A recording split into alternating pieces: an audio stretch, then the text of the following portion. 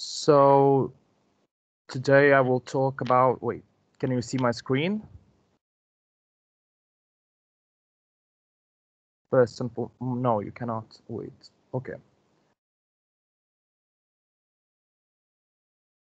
So today I will talk about passive voice and impersonal structures. If you have any questions during my little presentation or anything, ask away either in the chat or with your microphone. So what is the passive voice? In general, the active voice makes your writing stronger, more direct, and more active. The subject is something or it does the action of the verb in the sentence. So the subject is veiksnys. With the passive voice, the subject is acted upon by some other performer of the verb. So here we have an active sentence. Chester kicked the ball. So if you can say or write in the chat, how would you make it into the passive voice, the same sentence? Chester kicked the ball.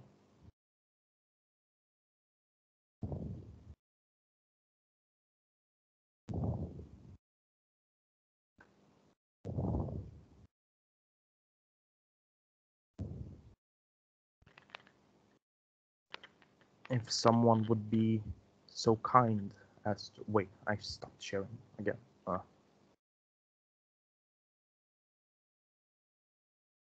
It would be very nice.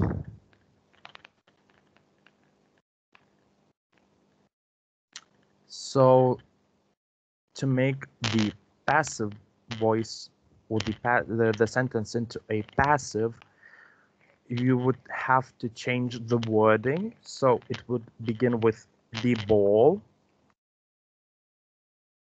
So the subject from Chester, it becomes the ball was kicked, because we don't really change the tense. We add a past participle. So būtų laiko dalyvis. And we can also add by Chester. So to say by whom was the action done. So the ball was kicked by Chester would be the passive form of the active Chester kicked the ball. So when to use passive voice? Usually it is more used in writing rather than speaking, but also you can use it in speaking. So you use it in reports of crimes or incidents when the suspect is unknown or not disclosed. So for example, my car was stolen yesterday. So the subject is my car was stolen yesterday. Then other contexts are scientific, because usually in scientific articles or just any other scientific writing, when it is more appropriate to use passive voice. So the rat was placed into a T-shaped maze. Subject, the rat. We also use past participle adding and was placed into a T-shaped maze. Then you can use passive voice when you want to emphasize an action itself and the doer of the action is irrelevant or distracting. So, for example, the president was sworn in on a cold January morning. So you want to emphasize that he was sworn in, not the president or cold January morning. The action is emphasized the most in the sentence. Then how do we make those passive voice sentences? So it's relatively easy. All you have to do is just notice the same patterns. So the rule is actually that in both active and passive voices, the subject, verb, object continuation is the same, but only the words are switched. So the active voice would be Joseph conducted the seminar, And the passive voice would be the seminar. So as you see, the object, the seminar in the active sentence becomes the subject. The seminar was conducted. We added a past participle by Joseph. So subject Joseph in the active sentence becomes by Joseph. So it becomes the object. We form the passive with the verb to be in the appropriate tense and the past participle of the main verb. So if some of you are learning from the on-screen textbooks, there are great examples how this changes in the page 142. I actually used the same examples here as well. So there are several rules, and as always, and in the English language, there are some exceptions and whatnot. So only transitive verbs can be changed into the passive. So transitive verbs are the verbs that take an object, but some transitive verbs cannot be changed into the passive. So have, fit, suit, resemble, etc. They cannot be changed into the passive. So for example, his style resembles that of Picasso is an active sentence, and it cannot be made into a passive voice sentence because it would sound like his style is resembled by that of Picasso, and grammatically it does not make sense. Also, the word let in the passive voice becomes be allowed to, because of the past participle. In passive questions, with who, whom, or which, we cannot omit by. So, for example, who was it done by? The question is. So, the word by cannot be omitted at all, and usually not in those questions, but in other sentences using the passive voice, you can omit that word.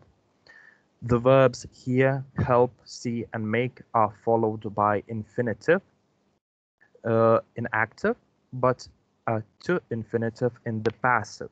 So, for example, Kate made me learn the poem by heart is the active voice sentence.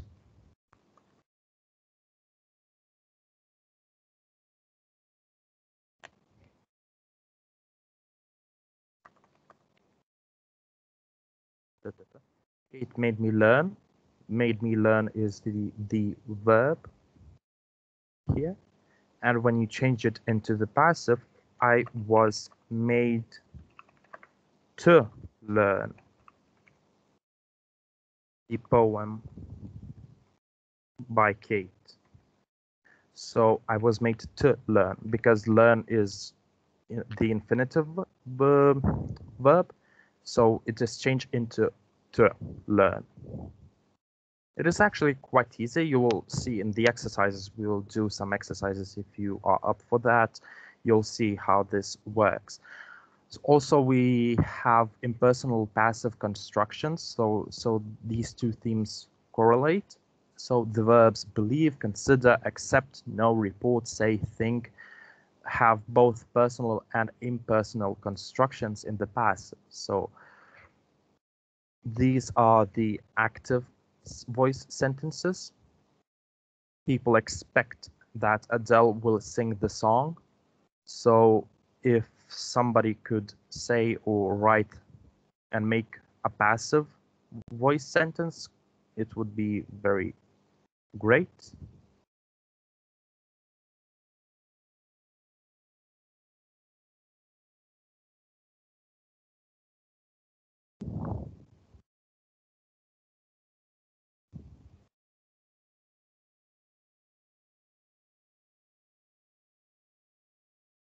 Nobody?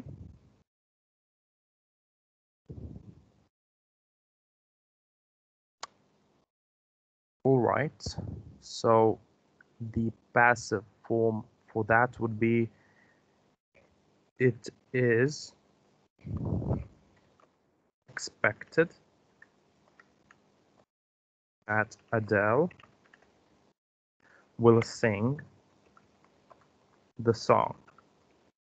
So this is the passive impersonal version of the active sentence people expect. It is expected.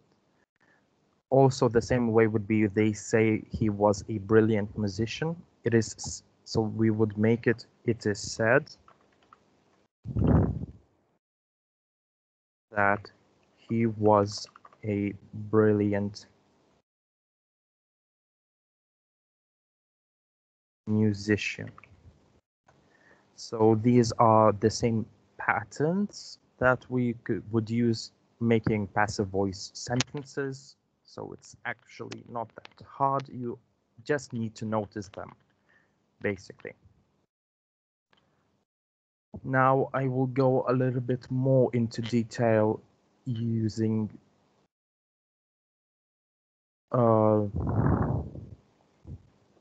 impersonal passive voice constructions, otherwise known as distancing.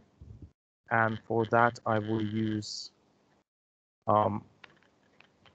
my own textbook exercise information. So for higher level students, it is those impersonal or passive constructions are also called distancing, because you use them again to tell facts or just your own opinions without yourself involved. So for example, seem and appear. It seems or appears that when older people stay busy, they are in fact much healthier. The new head of department appears to be quite friendly. Excuse me, there appears to be a mistake with the bill. So, and it would appear that Mr. Young had been using the company's assets to pay off his private debts. So as I explained earlier, we often use seem and appear to give information without stating that we definitely know it is true. In this way, distancing ourselves from that information. So we could also use it would seem appear that plus a clause, as in the second example here, to distance ourselves even further from the information, making it sound even less sure. So this is a more formal way of saying and distancing ourselves. And it is used in formal situations or by politicians, and again in writing.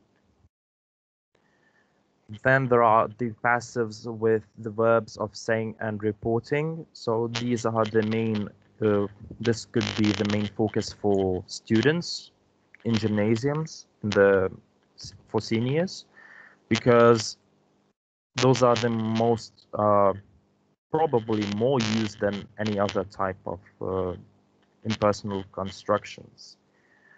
So when you want to say a fact that you know, but you don't want to involve yourself, you say, for example, it is said that using a washing machine saves people on average 47 minutes a day. So you can say, if you want to make it, don't want to distance yourself.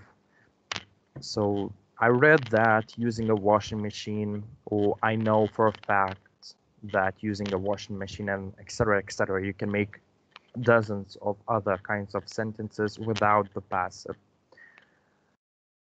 It has been announced by a spokesperson that the president has been taken to a hospital. The company director is expected to resign in the next few days. So when you say expected or believed, consider reports, I think, used and understand you are not sure, but you are usually stating something that you read online or in an article, and that's how journalists often write. The missing couple are understood to have been living in Panama for the last 5 years. There are thought to be over 1,000 species in danger of extinction. So there can also be used passive verb plus to plus infinitive, like here, there are thought to be. So it is said that there are more than 5 million people living in poverty in this country, and there are said to be more than 5 million people living in poverty in this country. There is a bit of a difference here, and here you state a fact or something that you've read, and here you just say out the information with distancing yourself from it, or just you know for a fact that it's true. And here you read it somewhere, probably, just I want to give it context. So there are said to be more than 5 million people living in poverty in this country. So this could be like the headline for an article, and this would be, the sentence would be like you saying, retelling the article that you've read, the information on the article. So there are even more expressions for distancing or impersonal constructions, apparently according to, may, might, claim. So you can say apparently Jeff and Kate have separated. According to new research, the idea that we have to drink 2 liters of water a day is a myth. Dinosaurs may have died out due to extremely rapid climate change. There are rumors that the band who broke up 10 years ago might be planning to reform and record a new album. The health minister claims to have reduced waiting times. So we use those in different contexts. So apparently we use that we've heard or read something, but that it may not be true. So it is very common in informal conversation. If you've had English conversations before, then you can also use it when during a monologue or the dialogue section for the exam, and you would sound quite sophisticated. We use according to specify where information has come from. So according to new research. So this is the for specifying that we've read it somewhere. Then using may, might also suggests that something is a possibility, but it is not necessarily true. So the dinosaurs may have died out. So those or might be, those words are used more so on guesses or just theories and, again, scientific articles. And we can say that somebody claims something when there is some doubt about whether it is true. So the health minister claims to have reduced waiting line times. So again, it may be true, but there's a lot of doubt. So for this, I guess could be it. If you have any questions, don't be afraid to write or ask. Well, I guess.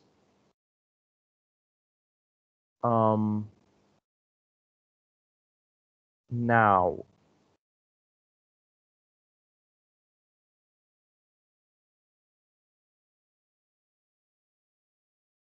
I have some exercises. I'll guess I'll stop recording because this is a bit a shorter presentation.